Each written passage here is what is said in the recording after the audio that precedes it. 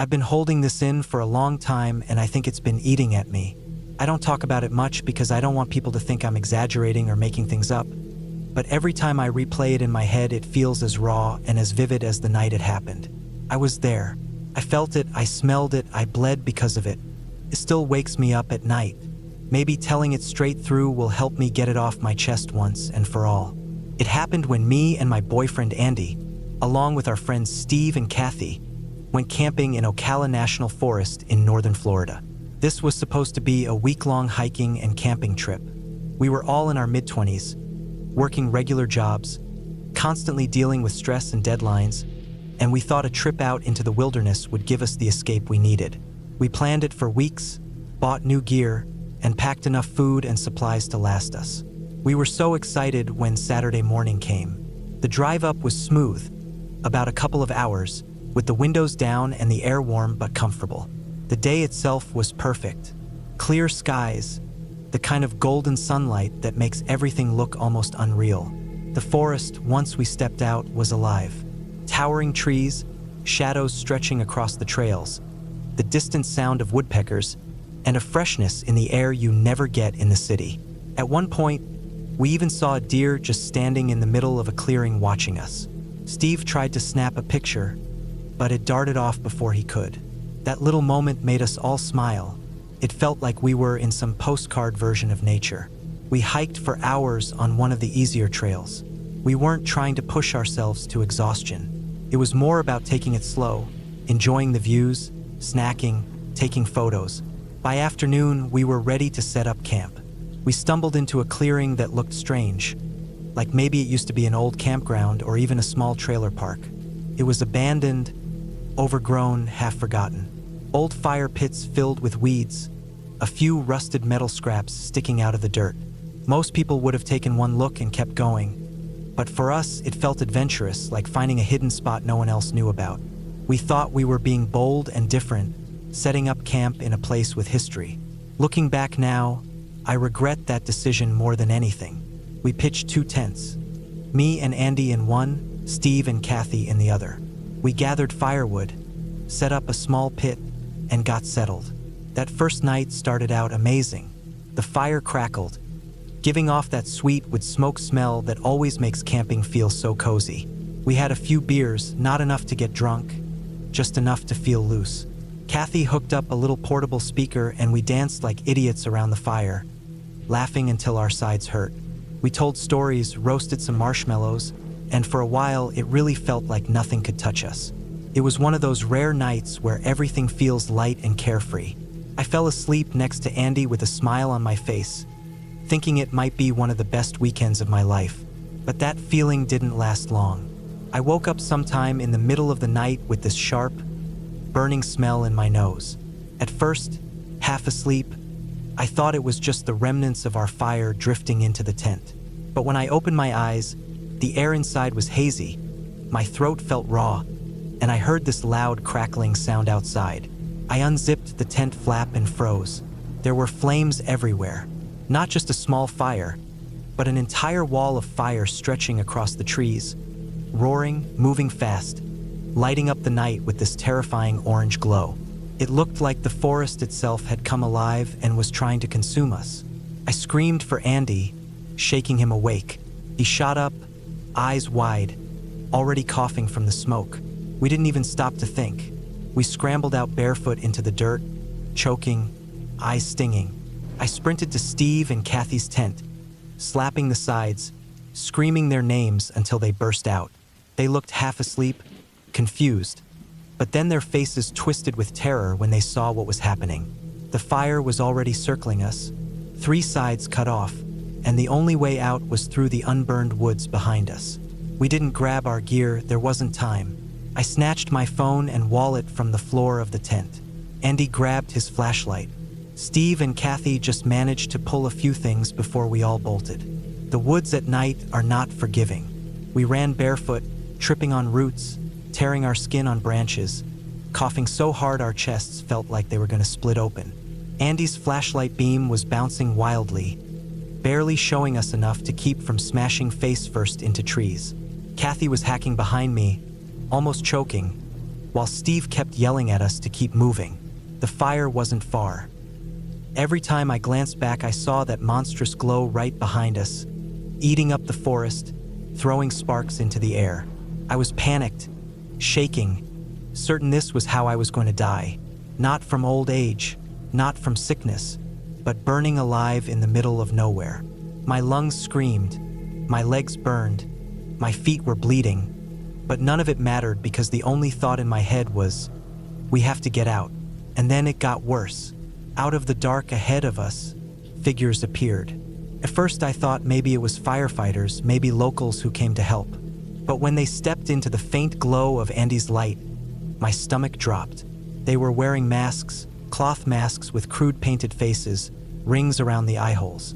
There were at least 5 or 6 of them, all holding weapons.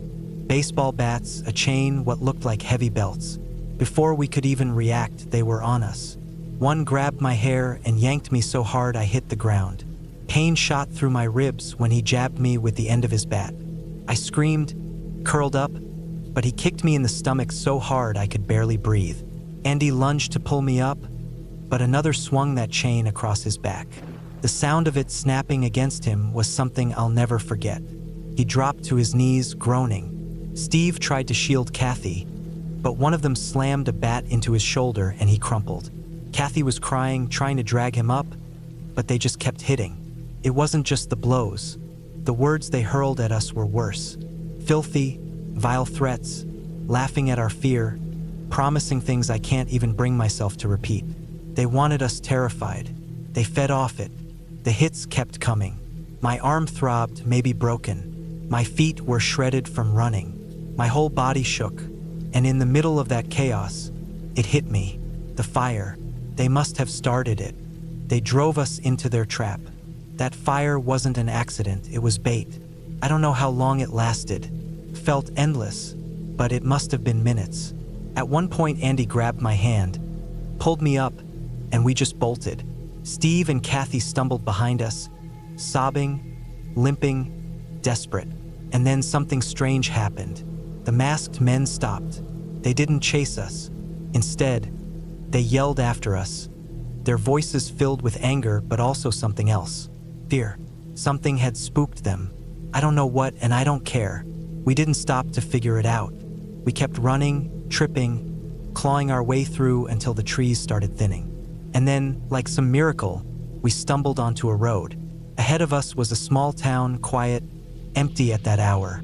We looked like hell. Bleeding, barefoot, clothes ripped, faces swollen from crying. Somehow, we found the sheriff's office. We practically collapsed inside, gasping for air, covered in cuts and bruises. The sheriff stared like he'd seen ghosts. We told him everything, voices shaky, hands trembling. He wrote it down, promised to send people out. They took us to the hospital. Later, we heard that the spot where we camped had burned completely. Our gear was gone, trees charred. No sign of the men. No evidence but our wounds and our story. That was the worst night of my life. I still can't close my eyes without seeing those masks, without feeling the fire on my back or hearing the chain snap across Andy. Kathy told me Steve barely speaks about it. Andy wakes up sweating. I wake up crying. The sheriff never told us if they found those men. Maybe they never did. Maybe they never will. But I know they're out there. People like that don't just disappear. They wait. They plan. And that's what keeps me awake more than anything. We thought we were going on a fun camping trip. Instead, we walked into a nightmare that could have ended with us dead and buried in the ashes of that forest. I don't think I'll ever set foot in the woods again. Not because of bears or snakes or any of the things people warn you about, but because of the people hiding in the dark, waiting for someone like us to make the wrong choice. That night scarred me in more ways than I can count. And I don't tell this to scare anyone for the sake of it. I tell it because it's real, and because I never want anyone else to walk into what we did. If you go camping, if you go hiking, tell someone where you're going. Don't pick abandoned places. Don't assume you're alone out there, because sometimes you're not. Sometimes the real monsters waiting for you aren't animals or accidents, but people. And that's the part one can't forget.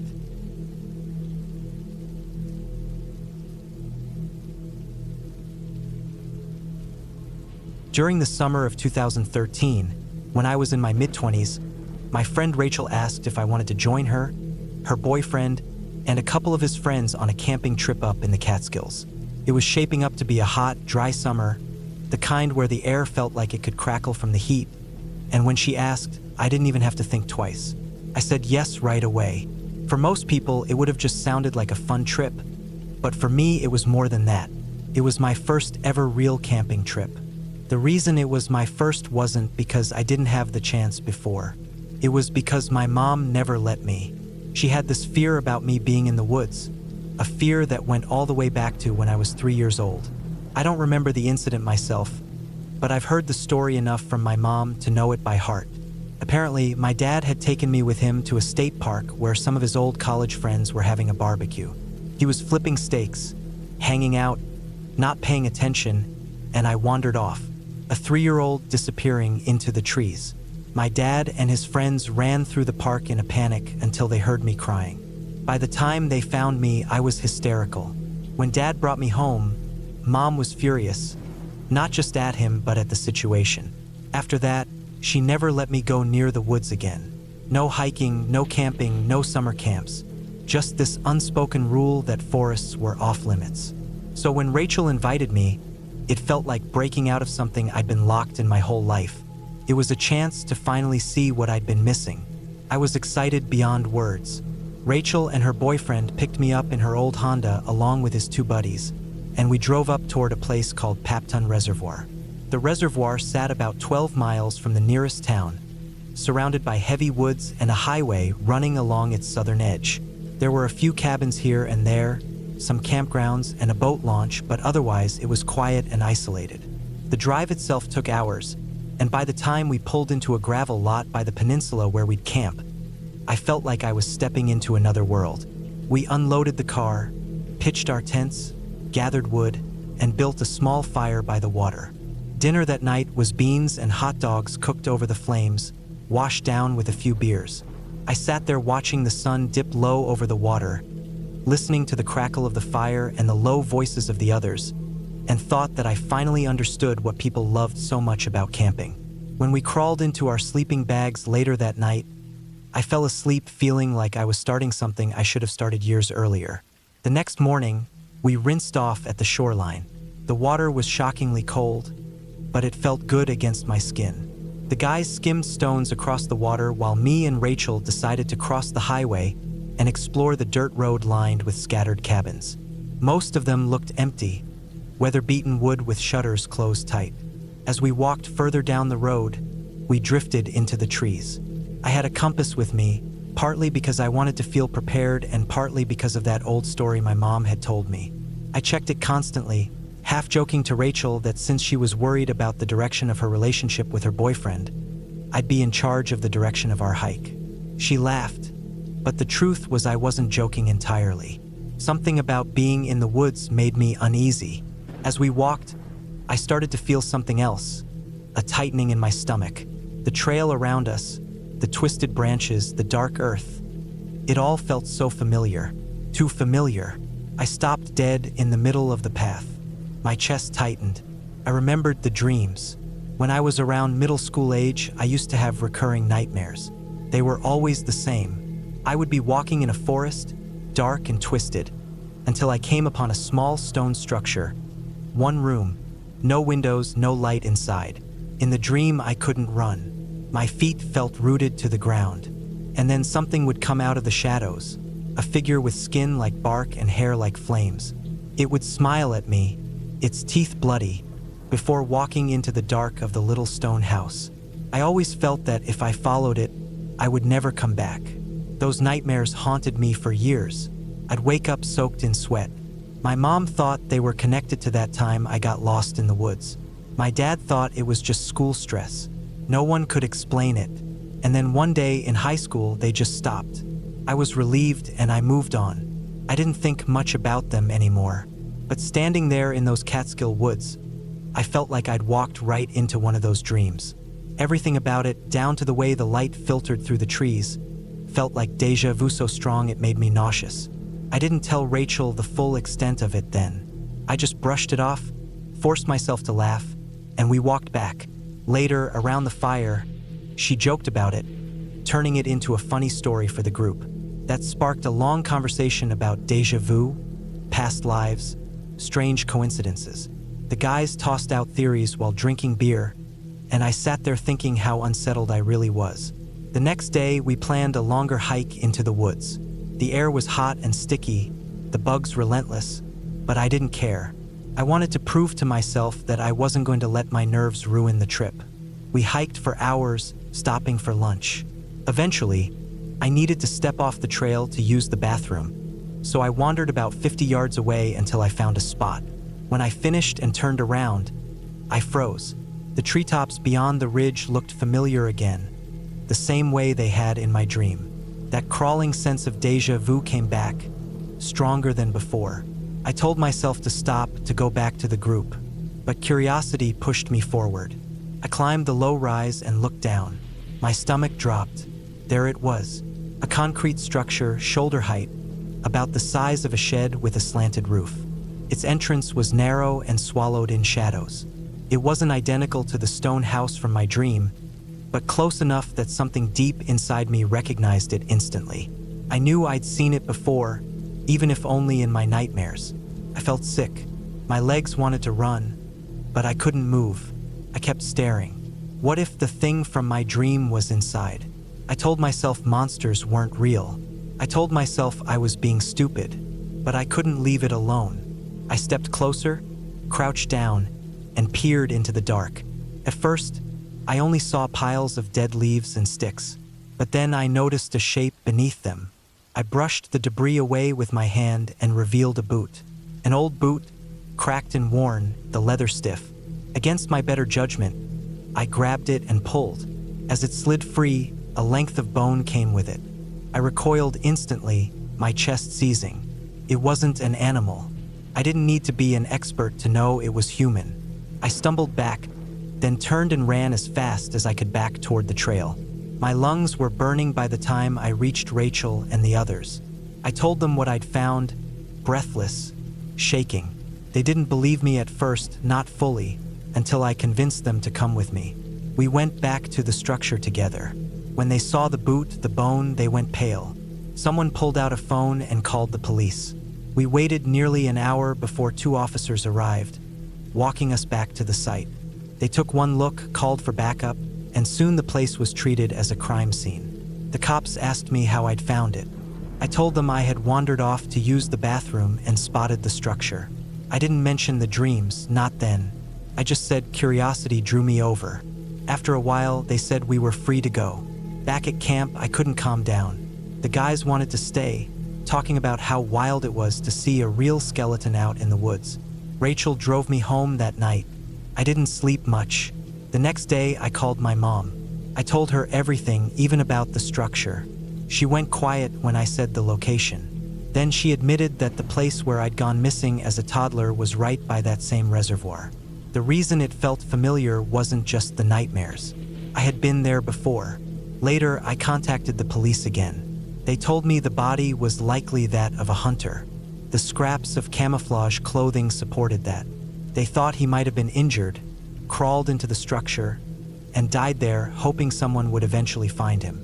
The bark skin and fire hair figure from my dreams suddenly made sense too. My childhood brain must have twisted the sight of camouflage and a bright orange hunting vest into something monstrous. The one thing they wouldn't tell me was how he died. They wouldn't say if it was an accident, an antler wound, a fall, or if it was a gunshot that could mean something darker. That part stayed unanswered. For me, though, the clarity was enough. I hadn't gone crazy. I hadn't imagined it. My brain had carried pieces of memory from when I was a child, reshaped them into nightmares, and buried them deep until I stumbled across the real thing as an adult. The weight I carried for years finally made sense.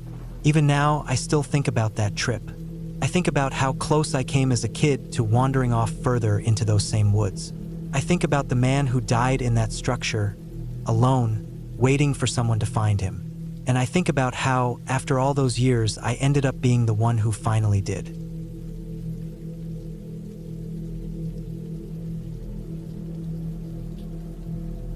When I was younger, I used to do a lot of reckless things just to try to impress girls. I think most guys go through that phase, but looking back, some of the things I did were flat out stupid. I don't really want to admit most of them, but maybe the most reckless one I can tell you about is the time I agreed to protest a fracking development in Sussex. At the time, I barely even understood what fracking was. I wasn't political, I wasn't an activist, I wasn't even that interested in environmental stuff. But Amy, the girl I liked, was really passionate about it. She had this way of talking about things that made you feel like if you didn't care too, then you were missing out on some huge part of the world. When she suggested we go camping out by the road near the site, I didn't even hesitate. I said yes, pretending I knew what I was agreeing to. I thought we'd just be holding up placards during the day, making some noise, maybe even sneaking off to a pub later. I had no idea she meant actually camping overnight. When we went to buy gear, I followed her through the aisles of the shop, pretending to know the difference between tent pegs and guy ropes. She picked out a small tent for herself, and I half joked that we should just get one big one to save money. She shut me down with a look that told me I shouldn't push my luck, so I backtracked, saying it was just a joke. Inside, I was already nervous. The next morning, about 100 of us set up our tents by the road. Someone had brought a portable speaker and was blasting old Black Sabbath songs, which gave the whole scene a kind of festival vibe. People were chanting, waving signs, running into the road when cars tried to get past. It felt exciting, like I was part of something bigger than myself, even if I didn't totally understand it. I tried to get signal on my phone to text my mom that I wouldn't be home that night, but it was patchy out there, and eventually I just gave up. By the afternoon, people started running out of food. Luckily, one guy had brought a whole barbecue setup and started cooking burgers and sausages. The smoke drifted over the tents, and the smell made everyone crowd around him. Amy and I ended up eating off paper plates, sitting cross-legged in the grass. I tried to make small jokes, hoping she'd see me as someone worth more than just a fellow protester. I even tried showing her how to drive the tent stakes into the ground properly, but she redid them after I turned away. I don't think I impressed her much with my outdoor skills. We set up our tents a little further back than most of the group since we'd been late. I figured it didn't matter, but I'd later learn it did. When night fell, people settled down, a few still talking around the fire pit. Amy pulled a beer out of her cooler and offered me one. I accepted, trying to look casual even though my hands were shaking a bit. Lying down in my sleeping bag later, I thought maybe I had made progress with her. Sometime in the middle of the night, I was woken by shouting. At first, I thought it was just one of the other campers being drunk. But when I crawled out of my tent, I saw a man standing there, waving a shotgun in the moonlight.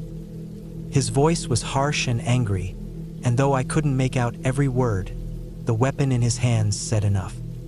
He was furious that we had camped on the sliver of his land, even if by accident. I froze in place, still half asleep, until he raised the barrel higher. That's when I realized he wasn't bluffing. Amy scrambled out of her tent beside me, her hair messy, wearing only a t-shirt. I remember stupidly noticing it was a Spider-Man shirt, and in any other situation I might have teased her about it, but right then I was terrified. I only had my underwear on, and the cold night air bit into my skin as I grabbed her arm. The man shouted louder, and I saw his finger tightening on the gun. That was enough to send me running. Amy followed. Instead of running toward the other protesters, toward safety and numbers, we bolted in the opposite direction. I don't know why. Maybe it was panic. Maybe it was just instinct. We ran down the road, but I knew we'd never make it to the next village before he caught up. The road was open and exposed. If he wanted to, he could easily follow us in a truck. The woods on either side were thick and black, but I decided it was better than staying in his line of sight. Without thinking much, I pulled Amy with me into the trees. The forest swallowed us quickly. The ground was uneven, roots snaking across the dirt. Every step was a gamble in the darkness. At first, Amy held onto my hand, but soon the trees were too close together, and we had to split apart just to move. I couldn't see her anymore, only hear the crunch of her steps and her quick breathing somewhere near me. My eyes strained against the shadows. The shapes of trees blurred together, and I kept imagining I saw movement behind me. Branches whipped against my arms and face. Once I slammed into a tree trunk, the impact rattling my teeth. Another time, I tripped over a root and smashed my knee hard into the ground. Pain throbbed up my leg, but adrenaline kept me moving. I had no idea if the farmer was still chasing us or if we had lost him. All I knew was the woods seemed endless, and I was already exhausted. At some point, I lost Amy. I don't know when it happened. I stopped hearing her footsteps. I called out for her softly at first, then louder, but my voice seemed swallowed by the trees. Panic set in. I thought about just lying there, waiting for daylight, but then I heard a sharp cry in the distance. It was her. My stomach dropped. I staggered toward the sound, stumbling and cutting myself on unseen branches. I had no idea how long I ran, but eventually I broke into a small clearing. There was Amy, frozen, with the farmer standing a few feet from her. His shotgun was lowered but still in his hands. His face was twisted in anger. He hadn't seen me yet. For a second, I thought about rushing him, but I knew I wouldn't win. Out of the three of us, he was the only one who actually knew where he was. Without him, we might never find our way back to the road. My chest heaved as I stepped out of the trees and spoke as steadily as I could, telling him it was all my fault, that Amy hadn't known, that I dragged her into it. He stared at me for a long time. My legs shook so badly I thought I might collapse. Then, unexpectedly, he laughed. A rough, humorless sound. The tension drained a little as he shook his head, muttering to himself. Later, I would find out from his wife that the shotgun wasn't even loaded, and hadn't been for years. The thing was too rusted to fire. But in that moment, I didn't know. To me, it was as real as death. Eventually, the noise from the camp carried far enough that he must have realized we weren't worth the trouble. He jerked his head toward the road, and we followed, our clothes torn, our bodies bruised, but alive. By the time we stumbled back into the protest camp, the fire was still burning and people were still awake, singing and laughing as if nothing had happened. The farmer softened a little by the time we reached the edge of his property. He even muttered something about taking a leaflet, though I think it was more sarcasm than sincerity. When Amy and I finally collapsed by the fire, she wouldn't look at me for a long while. I think she was angry at how careless we'd been. Later, though, she admitted she was glad I'd stayed close enough to find her. I never ended up dating Amy. After that night, we became friends, nothing more. Couldn't blame her.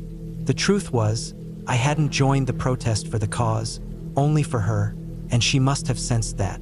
Still, that night stuck with me. The feeling of running blind through the woods, not knowing if a man with a gun was right behind me, is something I'll never forget. I never went back to another protest after that. Sometimes I wonder what happened with that drilling site, whether the protests ever stopped it. I don't know. What I do know is that for one night, I learned how quickly fear can strip you down, how thin the line is between bravado and survival. And I learned that the image of a furious farmer in the moonlight, holding a shotgun, can burn into your memory so deeply that even years later, it still feels fresh every time you close your eyes.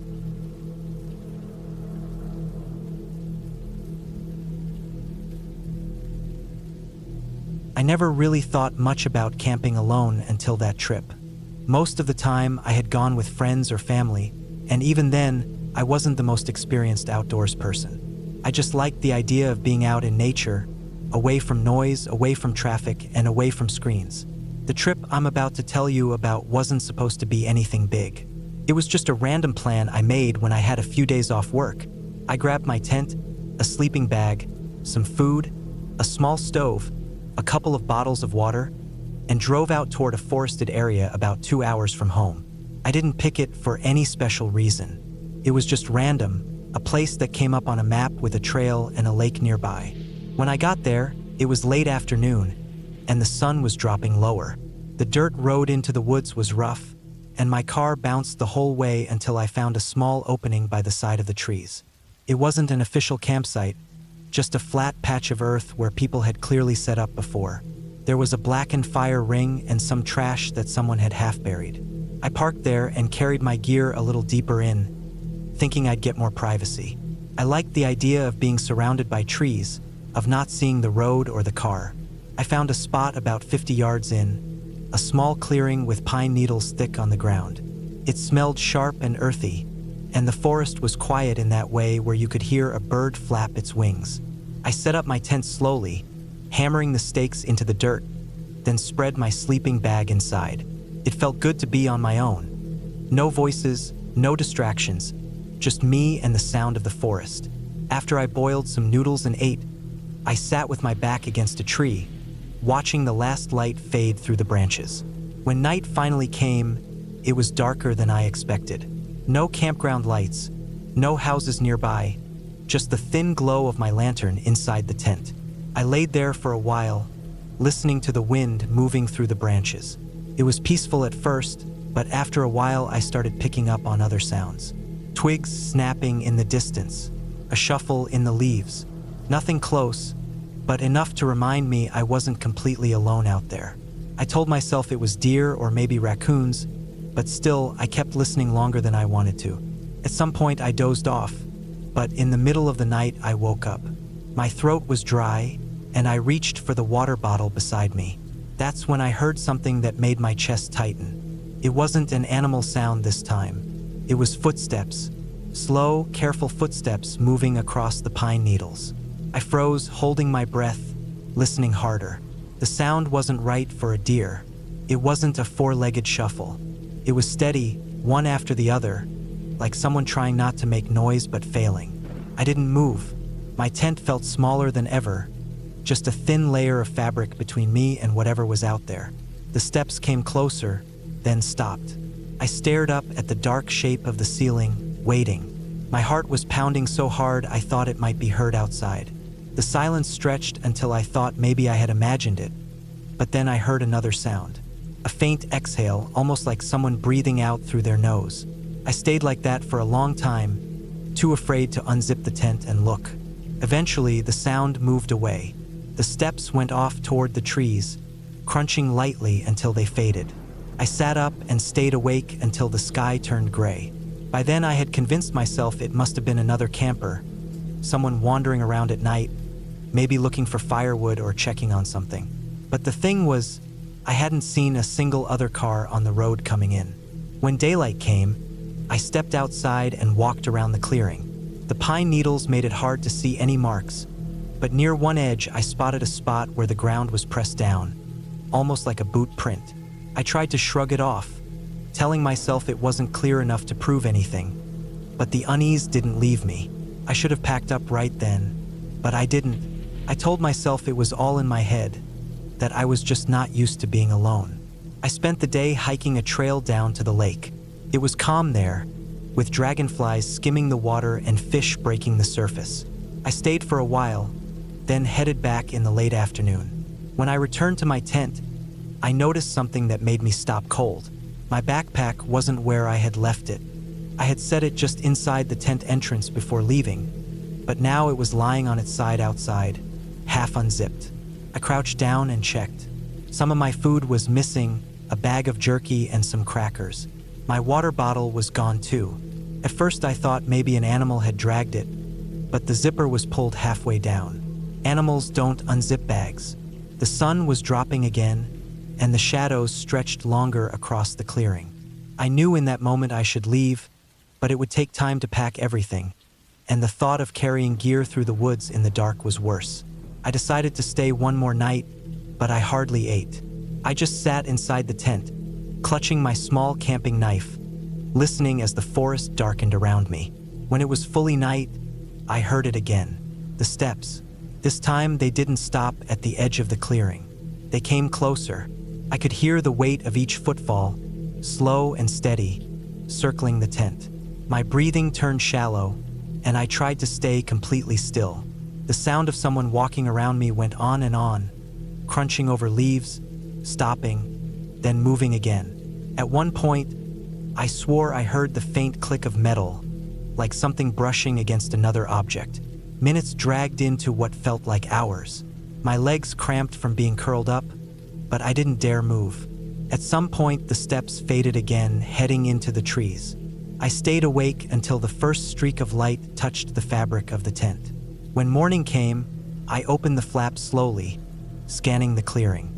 Nothing looked disturbed, but when I walked a few yards out, I saw it. Clear boot prints in the softer soil heading off into the trees. Someone had been there. Not an animal, not my imagination. A person had come into my camp, gone through my things, and circled my tent in the dark. I packed up faster than I ever had in my life. I stuffed my sleeping bag, tore down the tent, shoved everything into the car without order. My hands were shaking the entire time, and I kept glancing over my shoulder at the tree line, certain I'd see someone standing there. The drive out was tense, every bump of the road making me feel like something was following me. When I hit pavement again and finally got signal on my phone, I saw that I had no messages, no missed calls, nothing to suggest anyone even knew where I had been. That realization hit me harder than anything. Nobody knew where I was, and if something had happened to me out there, it might have been days before anyone came looking. That was the last time I camped alone. Even now, years later, I can't shake the memory of lying in that tent, listening to footsteps circling me in the dark.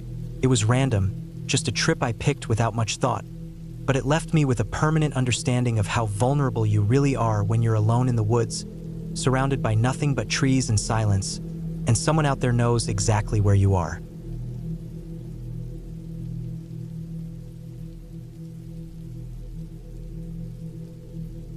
I used to be well into camping when I was a teenager.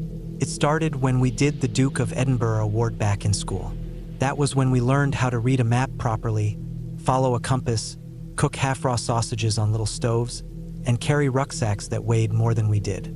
Most lads did it just to get the badge, but me and my mates actually got into it.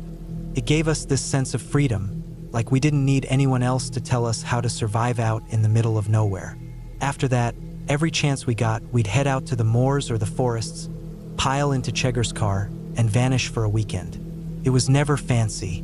We'd grab a couple of cheap tents, disposable barbecues, some beers, and way too much meat from Tesco, then just F off to the most isolated spot we could find.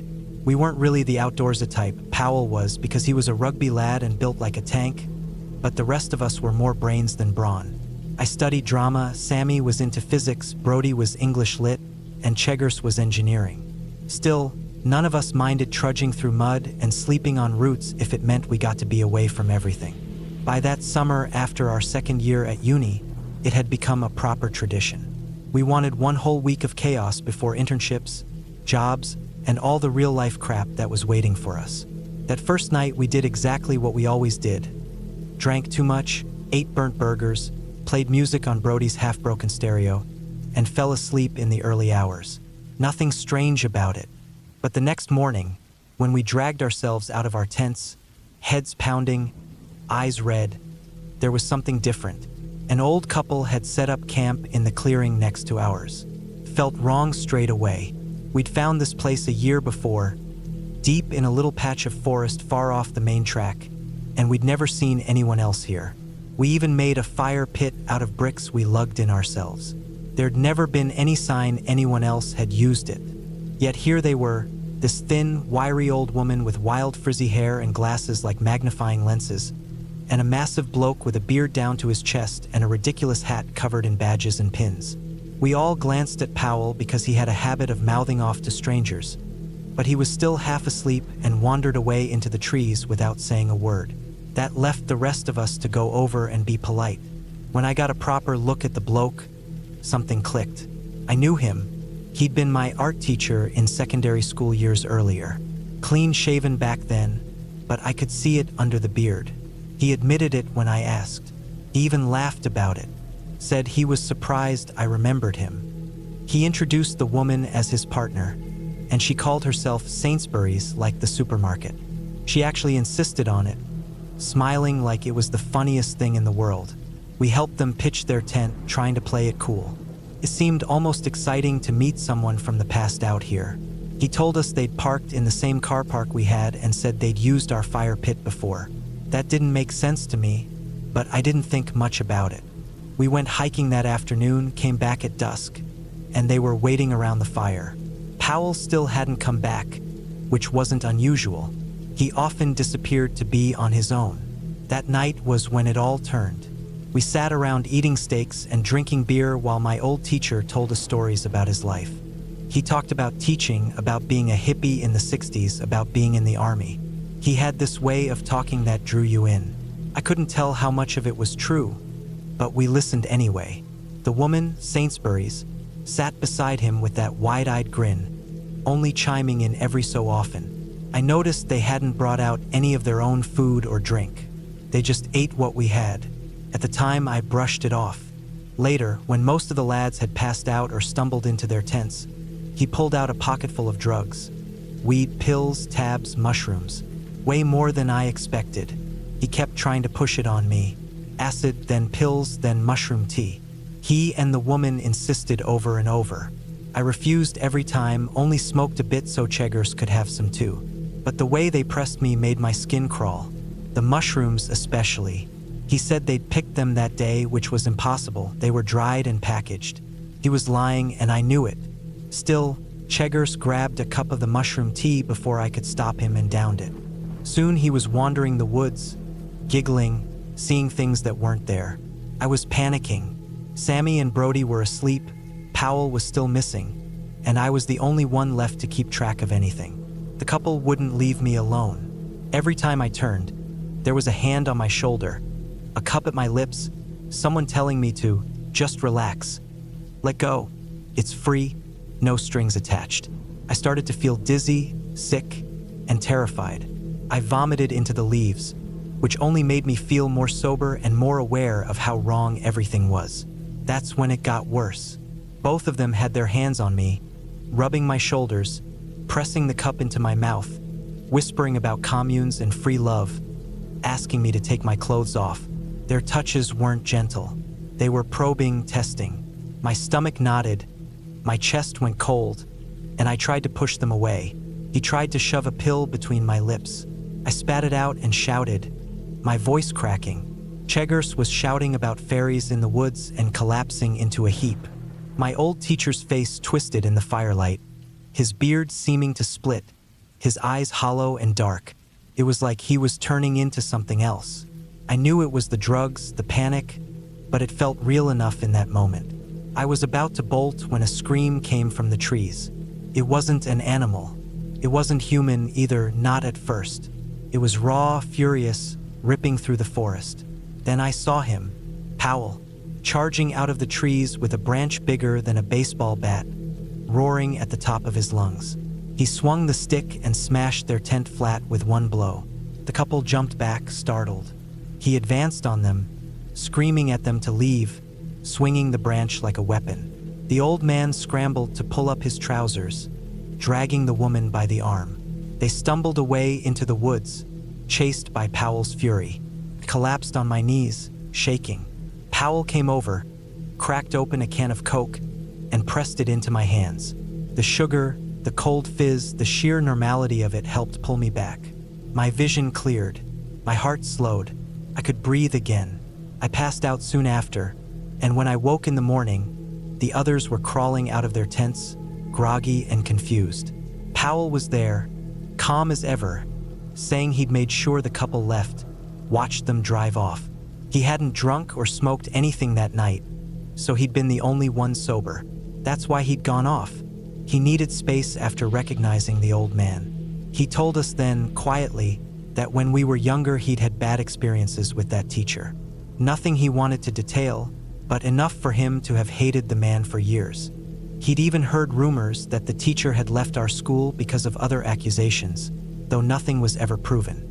When Powell saw him again, all of that came back. That's why he disappeared. That's why he came back raging. We sat around the fire pit in silence for a long time that morning, trying to piece everything together. The couple hadn't just been friendly hippies. They hadn't just been camping. They'd singled me out, tried to drug me, tried to take advantage. And if Powell hadn't come back when he did, I don't want to imagine what could have happened. We packed up early that day.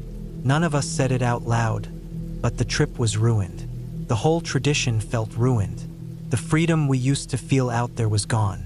That forest didn't feel like ours anymore. It felt like somewhere dangerous, somewhere poisoned. I think back now and I realize how easily it could have gone the other way. One more drink, one more drag, one slip of trust, and maybe I wouldn't be here to tell it. Powell saved me that night, and my old teacher, he disappeared again. I never saw him after that. I've looked him up since, found scraps of information, nothing concrete. But I know he's still out there, old, hunched, maybe still with that mad woman. And I hope every single day is hell for him. Because for me, camping was never the same again.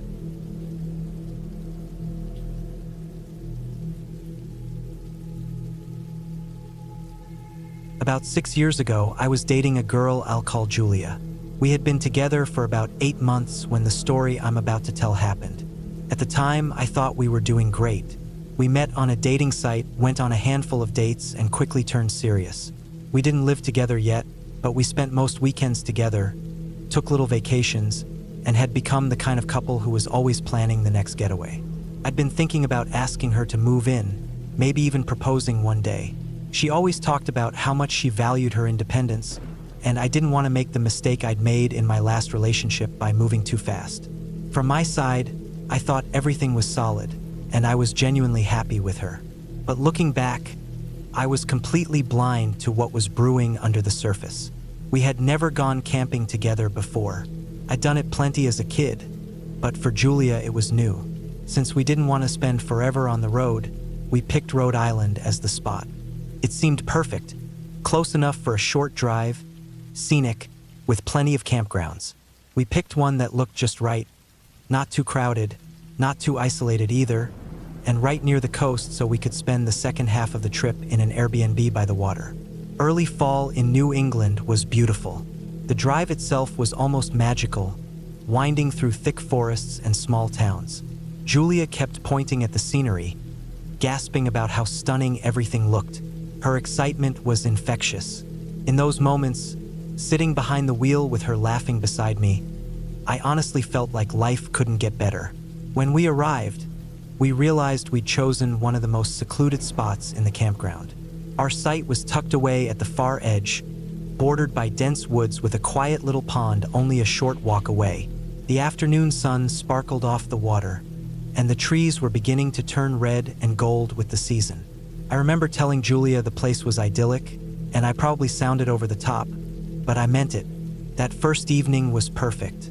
We set up the tent, cooked hot dogs over the fire, and later wandered down to the pond under the moonlight. I sat with my arm around her, looking at the water reflecting the night sky, and thought I'd found everything I'd ever wanted. The next morning, everything changed. I woke to the sound of Julia yelling. It wasn't just normal frustration. It was panicked, sharp, and it made my stomach drop instantly. I threw on some clothes and ran outside. The campsite was wrecked. Our food, which had been sealed in a cooler in the car, was scattered all over the ground. Packages torn open, meat and pasta dumped in the dirt, beer cans punctured and leaking into the grass. My first thought was animals, maybe raccoons, but then I noticed the car. The back windshield was shattered, and the cooler had been dragged out through the glass. Deep scratches and gouges raked across the paintwork of my car. My pride and joy, my new BMW. I stood there in disbelief, almost sick at the sight of it. Julia was frantic, pointing at a pile by a tree.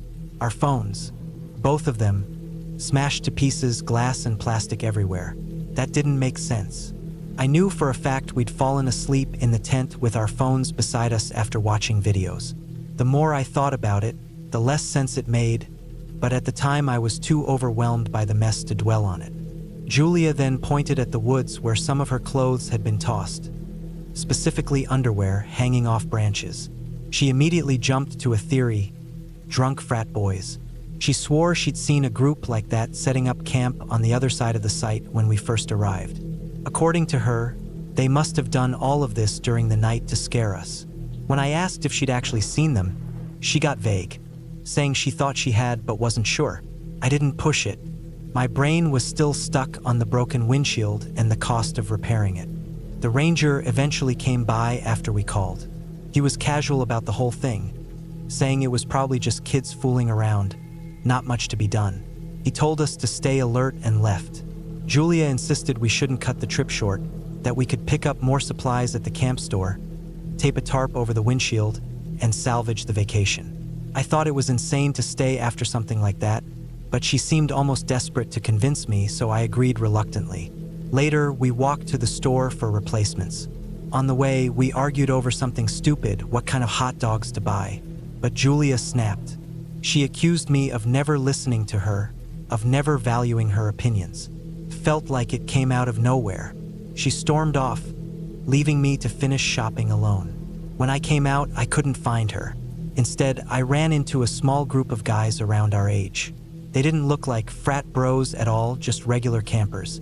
I asked if they'd noticed anyone suspicious. They said no, that we were the only younger couple they'd seen at all. Then one of them asked quietly if I was okay, saying the woman I was with seemed volatile. His word, not mine. I brushed it off, but the way he said it stuck in my head. When I got back to the tent, I heard Julia sobbing inside. She was rocking back and forth, tears streaming down her face. She told me that after storming off, 3 guys had confronted her at the tent, made lewd comments, and dented the car door when she told them to leave. Sure enough, there was a fresh dent. But when I asked for details, what they looked like, if she wanted to report it, she exploded again, yelling that I was heartless for grilling her. She refused to involve the cops and accused me of not believing her. I didn't know what to do. Part of me thought maybe she'd been traumatized worse than she admitted. But another part of me was beginning to suspect something else entirely. That evening, as we sat by the fire in silence, the realization hit me. The phones. How could vandals have destroyed them if they were inside the tent with us? I asked her casually, trying to mask my suspicion. Her reaction was explosive. She screamed, demanded to know why I was accusing her, and stared at me with a look that could have cut glass. In that moment, I knew she was behind all of it. Later, she broke down and confessed. She told me she thought I was going to leave her, that I loved my car more than I loved her, that I must be cheating. She admitted she smashed our phones, destroyed my car, and staged the underwear and vandalism. She thought that if I believed we were under attack, I would protect her, and that I would love her again like I used to. Hearing her say it, I felt sick. She had taken the perfect weekend I'd been looking forward to and turned it into something dark and disturbing. I packed the car immediately. She begged me to stay, to check into a hotel nearby, to just give her one more night. Couldn't. We left that evening. The ride home was silent, the kind of silence that feels heavy and suffocating. When I dropped her at her apartment, I said we'd talk later. The next day, she had blocked me everywhere. Phone, social media, everything. Mutual friends started messaging me, accusing me of treating her badly. She must have twisted the story, and some people believed her. I cut her out of my life completely. Eventually, I moved to another state, away from the whispers and the rumors. For years afterward, I still got random threatening messages online, calling me a cheater, a liar, a coward. Once, years later, I even had my car vandalized in a city she'd never been to. Maybe it was a coincidence. Maybe it wasn't. I don't know what became of Julia. I don't know if she ever got help. I hope she did. Now I'm married to someone else with a child on the way, and I try not to think about it. But every time my wife mentions camping, I feel my chest tighten. I can't do it. The woods, the tents, the silence at night. It all brings me back to that trip, to Julia's breakdown, to the sound of her voice screaming when I asked the one question that revealed everything.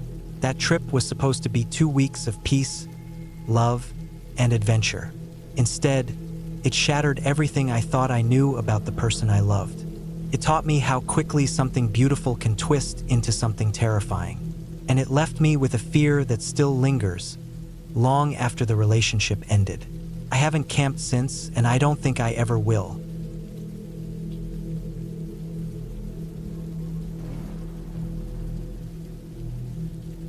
My name is Anton, and I come from Germany. Please pardon my English, it is not perfect. I learned it mostly by watching American television and teaching myself through reading, traveling, and speaking with people when I visited America.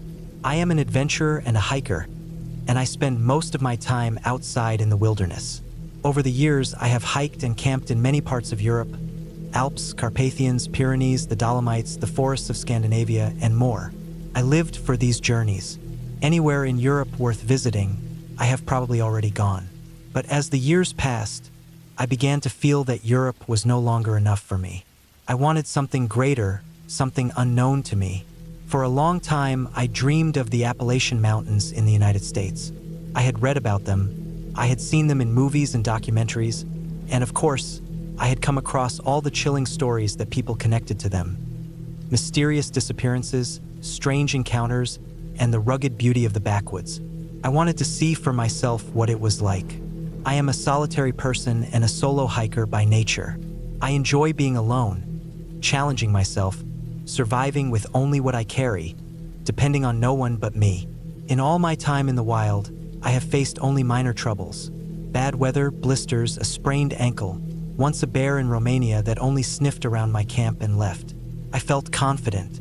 I thought Appalachia would be no different. That arrogance was my mistake.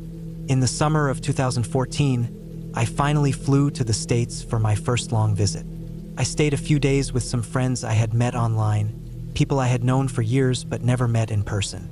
They lived in Virginia and were kind enough to host me, and from their home I rented a car and drove to the foot of the Appalachian Trail. My friends were worried. They begged me not to wander from the marked trail. They said it could be dangerous, not only because of animals or getting lost, but also because of people. I promised them that I would follow the marked path and not stray. I meant it when I said it, but deep down, I already knew I would break that promise. I wanted to feel the wilderness, not just the safety of a path. The first 2 days, I followed the Appalachian Trail exactly as planned. The beauty overwhelmed me. The trees were massive, taller, and thicker than anything I had seen in Europe. They formed a canopy that seemed endless, a ceiling of green broken only by shafts of sunlight that pierced through. The air was heavy with the smell of damp earth and pine. Birds I could not name sang constantly. On those first days, I felt like I had stepped into another world. But by the third day, I grew restless. I saw a valley dipping away from the trail, full of towering oaks and dark hollows, and I could not resist. I marked my position carefully with notes and GPS, and then I left the main path. I told myself I was experienced enough to find my way back without trouble. I moved into the deeper woods, away from where other hikers would go. The silence grew heavier there. It was beautiful, but it also pressed on me. That evening, I came to a small pond. It reflected the dark trees around it and looked untouched, like no human had been there in years. I decided to camp beside it. I pitched my tent, gathered wood, and made a fire. The night fell slowly, the air turning cooler. Fireflies blinked like sparks in the trees. I cooked a small meal, drank water from the bottle I had filled earlier, and sat watching the fire. I felt lucky. I felt like I was in the heart of the America I had always dreamed of. When the stars came out, I lay back outside the tent for a while. The sky was clearer than anything I had seen in Europe. I watched it until I grew sleepy. Then I crawled into the tent and zipped it up. I drifted into sleep with the sound of crickets and frogs. I woke in the middle of the night to noise. At first, I thought it was an animal, low howls, sharp cries, calls that echoed in the woods. My mind jumped to wolves, though I knew wolves were rare in this region. My body stiffened with instinct. I reached for the hunting knife I kept by my side in the tent. I held it tight and waited, listening. Then I realized something was wrong. The noises were not animal. They were voices, human voices. They rose and fell like howling but carried rhythm, words I struggled to understand at first. They grew clearer. I froze when I made out the phrase. Over and over they said, "If you leave, you'll die. If you leave, you'll die." I felt sweat pour from me, though the night was cool. They knew I was there. They were speaking to me. I wanted to yell out, but my throat closed with fear. After a long moment, I forced myself to speak, my accent thick. I asked who they were, what they wanted. No answer came, only the same chanting. Then one voice, deep and rough, spoke differently. "Do not come out." My heart pounded so hard I thought they could hear it. Footsteps circled my tent, crunching leaves. They went around slowly, as if they were inspecting me. I thought this was the end. I was alone, unarmed except for a knife, a foreigner in a country I did not know well. I thought of my family back in Germany and how they would never know what happened to me here. Then came more chaos. Shouts, running, laughter that echoed through the trees. Something was happening outside that I could not understand. My small fire had burned low, but suddenly its light grew brighter against the tent walls. Someone had thrown wood onto it. I panicked, thinking they would set my tent ablaze with me inside. But the fire was not close enough. It was just flaring. Then came gunshots. One, then another. I nearly stabbed my own leg with how tight I gripped the knife. The voices shouted again, not at me but at each other. More laughter, like this was a game to them. 2 more shots, then silence except for their breathing and their occasional words. Again, that same rough voice near the tent told me not to leave. I stayed put. I did not move. I felt like a trapped animal. I thought of rushing out and fighting, but what good would a knife do against men with guns? My only hope was to wait. Hours passed. My eyes burned with exhaustion, but my fear kept me sharp. Finally, the fire outside dimmed and went out. The voices drifted further into the woods. I did not dare check. At some point, the exhaustion forced me to pass out inside the tent. When I opened my eyes again, the sun had risen. For a moment I felt relief. The world looked normal again. Then I remembered. I lay still, listening. Nothing but birds and insects. I needed to urinate badly but was afraid to leave the tent. Eventually, I forced myself.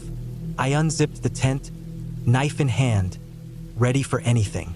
The clearing was empty. No sign of people, no trace of the chaos from the night before, except for the ground. The undergrowth around my tent was flattened, as if people had walked and run over it again and again. By the fire pit, I saw something that made me go cold. A 6-pack of beer sat there, full, untouched. It had not been there when I went to sleep. I did not touch it. I left it where it was. I packed up quickly and decided then that my trip was over. I wanted out of those woods. For 2 days, I hiked back, sticking carefully to the route I had marked. Every sound made me jump. I kept glancing behind me, waiting to see someone following. Nobody came, but the feeling never left me. When I emerged back onto the main Appalachian Trail, I met other hikers again. I forced myself to act normal. I said nothing of what had happened. I only wanted to get back to safety. To this day, I do not know what I experienced. I asked people later, both online and in person. Some said maybe it was pranksters, locals messing with hikers for amusement. Some said I had stumbled onto dangerous people, maybe criminals who used those woods. Nobody gave me an answer that satisfied me. The beer left behind troubled me the most. It was like a gift or a warning or a joke.